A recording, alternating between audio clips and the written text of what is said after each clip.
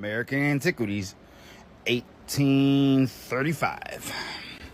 A catacomb of mummies found in Kentucky.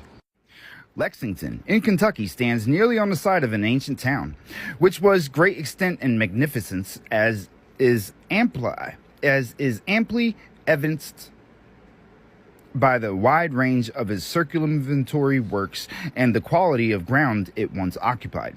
There was connected with the antiquities of this place a catacomb, formed in the bowels of the limestone rock about 15 feet below the surface of the earth, adjacent to the town of Lexington.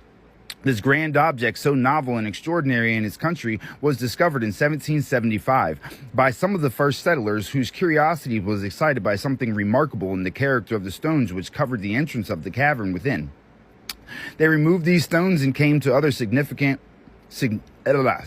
appearance for stones in natural state. The removal of laid open the mouth of the cave, deep, gloomy, and terrific as they supposed. With augmented numbers and provided with light, they descended and entered, without obstruction, a spacious apartment. The sides and extreme ends were formed into niches and compartments and occupied by figures representing men.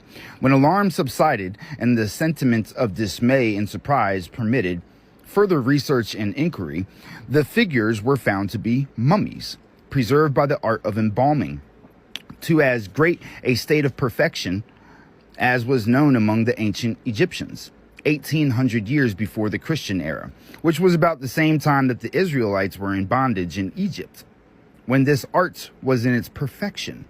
Unfortunately for antiquity, science, and everything else held sacred by the illumined and learned, this inestimable discovery was made at a period when a bloody and inveterate war was carried on between the Indians and the whites, and the power of the natives was displayed in so savage a manner that the whites were filled with revenge, animated by this vindictive